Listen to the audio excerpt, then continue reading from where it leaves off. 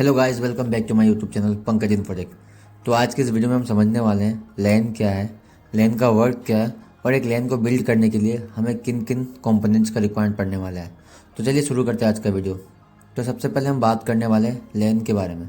लैन का full form होता है लोकल एरिया नेटवर्क।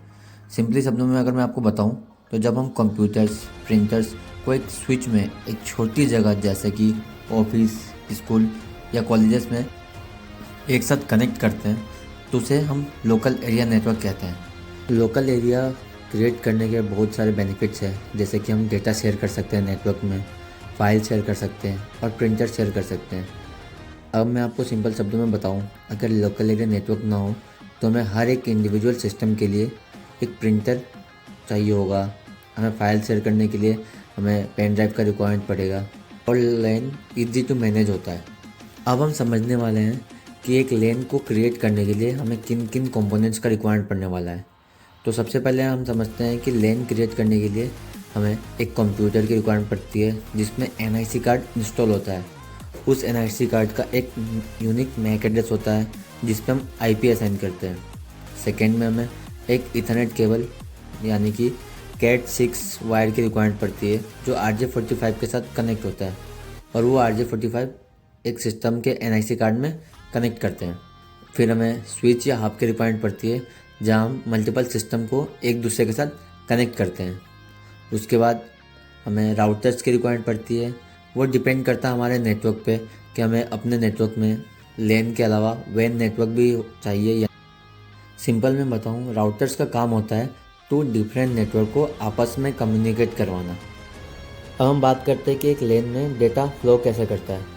तो मैं आपको बता दूँ, डेटा लैन में पैकेट ट्रेवल करता है। हर एक डिवाइस का एक मैक एड्रेस होता है, एक आईपी एड्रेस होता है जो यूनिक होता है ताकि स्विच को पता चले कि हमें डेटा कहाँ भेजना है। और इसमें लैन में सबसे इम्पोर्टेंट रोल स्विच का होता है क्योंकि स्विच को पता होता है कि डेटा कहाँ से रिसीव करना है और किस और फॉरवर्ड करना है। अब हम समझते हैं टोपोलॉजी क्या है। तो मैं आपको बता दूं, टोपोलॉजी वर्ड का मतलब होता है कि डिज़ाइन कैसे किया है, नेटवर्क डिज़ाइन कैसे किया गया, इसी वर्ड को हम टोपोलॉजी कहते हैं। तो सबसे पहले टोपोलॉजी हमारा था बस टोपोलॉजी। ये एक ही केबल में जुड़े होते हैं, अब ये यूज़ नहीं होता, ये ओल्ड डिज़ाइन है। उसके बाद जो टोपोलॉजी आता है स्टार टोपोलॉजी। स्टार टोपोलॉजी का मतलब है सारे डिवाइस एक ही सेंट्रल स्विच से जुड़े होते हैं और करंट में यही टोपोलॉजी यूज़ होता है। और तीसरा टोपोलॉजी है मैश टोपोलॉजी। मैश टोपोलॉजी का मतलब होता है हर एक डिवाइस एक दूसरे के साथ इंटरकनेक्टेड, मतलब कि हाई रेडिडेंसी क्रिएट करते हैं और हर स्विच सिस्टम में हमें दो से ज़्यादा एनआईसी कार्ड का रिक्वायरमेंट पड़ता है। अब हम समझते हैं वायर्ड और वायरलेस नेटवर्क क्या होता है। सबसे पहले हम समझते हैं वायर्ड नेटवर्क। वायर्ड नेटवर्क वो नेटवर्क होता है जिसमें डिवाइसेस फिजिकली केबल के थ्रू आपस में कनेक्टेड होते हैं। नॉर्मली इसमें कैट 6 और इथरनेट केबल जैसे कि RJ45 के यूज़ होता है। अब हम वायरलेस नेटवर्क को समझने की कोशिश करते हैं। वायरलेस नेटवर्क वो नेटवर्क होता है जिसमें डिवाइसेस बिना केबल मतलब कि वायरलेसली आपस में कनेक्टेड होते हैं वाईफाई के थ्रू। वायरलेस नेटवर्क को बिल्ड करने के लिए हमें राउटर्स, एक्सेस पॉइंट की रिक्वायरमेंट पड़ती है जिसके थ्रू मोबाइल, लैपटॉप या टैबलेट आपस में कनेक्टेड होते हैं। अब तक हमें लैन, वायर्ड और वायरलेस नेटवर्क समझ आ गया है। अब एक बहुत ही इंपॉर्टेंट टॉपिक आता है आईपी एड्रेसिंग। अगर नेटवर्क में आईपी एड्रेस नहीं होगा तो कंप्यूटर्स एक दूसरे को नहीं पहचान पाएंगे। तो चलिए स्टेप बाय स्टेप समझते हैं कि आईपी एड्रेस क्या है। आईपी एड्रेस एक यूनिक नंबर होता है जो नेटवर्क में कनेक्टेड हर डिवाइस को दिया जाता है ताकि डिवाइस एक दूसरे को आइडेंटिफाई और कम्युनिकेट कर सके। आईपी एड्रेस नेटवर्क का एक आइडेंटिटी कार्ड होता है। फॉर एग्जांपल हम ऐसे समझ सकते हैं, जैसे कि आपने कुछ ऑनलाइन शॉपिंग की है और आपने उस पर घर का एड्रेस नहीं दिया तो कोरियर आपके पास नहीं पहुंच पाएगा। वैसे ही आईपी एड्रेस के बिना आपका जो डेटा है वो सही कंप्यूटर तक नहीं पहुंच पाएगा। आईपी एड्रेस 4 पार्ट्स में होते हैं और हर एक पार्ट को ऑक्टेट कहते हैं। सिंपली मैं बताऊं, आईपी एड्रेस का काम होता है डिवाइसेस की पहचान करने के लिए, डेटा को सही जगह पहुंचाने के लिए और नेटवर्क में एक दूसरे के साथ कम्युनिकेशन बनाए रखने के लिए। अब हम समझते हैं स्टैटिक आईपी क्या है।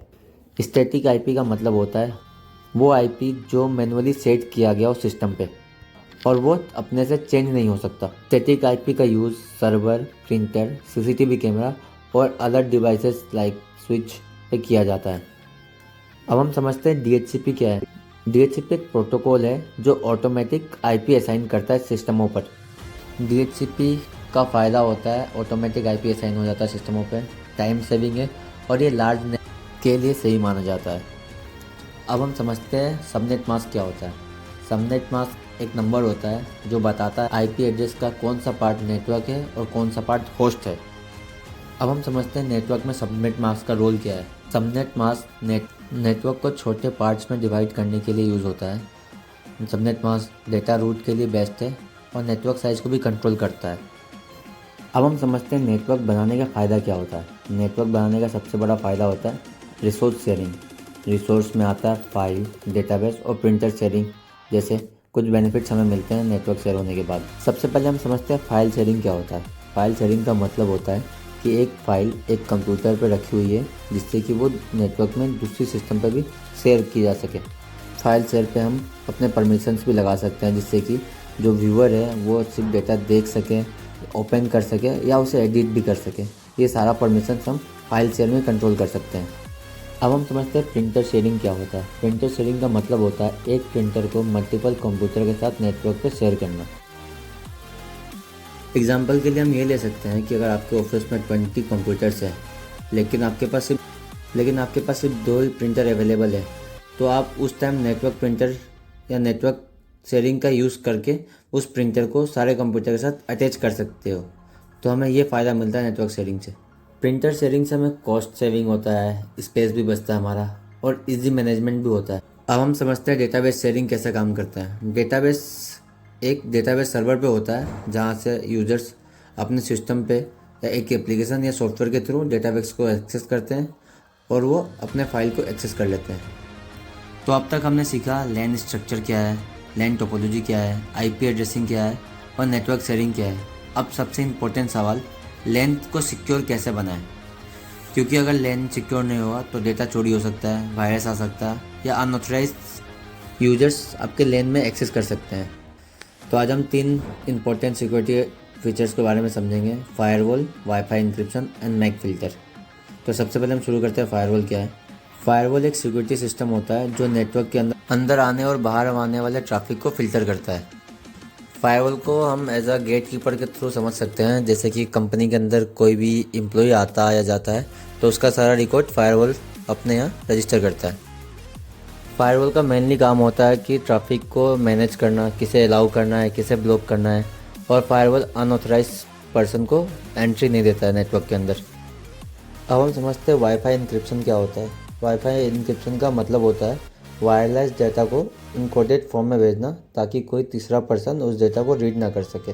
इनक्रिप्टेड फॉर्म में होता है वो डेटा, ठीक है, रीडेबल फॉर्म में नहीं होता। अब हम समझते हैं मैक फ़िल्टर क्या है। मैक फ़िल्टर एक यूनिक हार्डवेयर एड्रेस होता है जो हर एक नेटवर्क डिवाइस में होता है।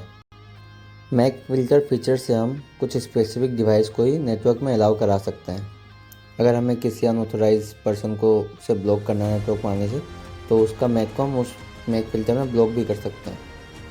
एक लैन नेटवर्क को ट्रबल शूट करने के लिए क्या क्या स्टेप की रिक्वायरमेंट पड़ती है। तो सबसे पहले हम फिज़िकल लेवल पे चेक करते हैं, फिर IP लेवल पे, उसके बाद सर्विसेज लेवल पे जाते हैं।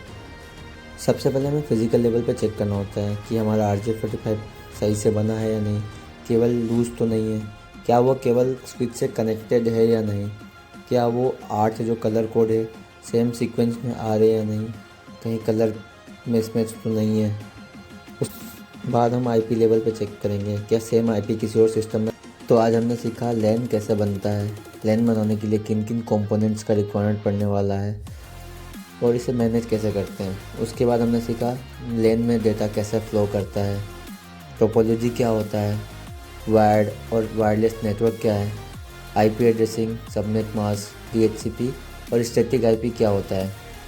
फिर हमने सीखा नेटवर्क शेयरिंग क्या होती है, एक लैन को सिक्योर कैसे बनाएं और ट्रबल शूटिंग। तो मिलते हैं नेक्स्ट वीडियो में। Thank you for watching my YouTube channel Pankaj info.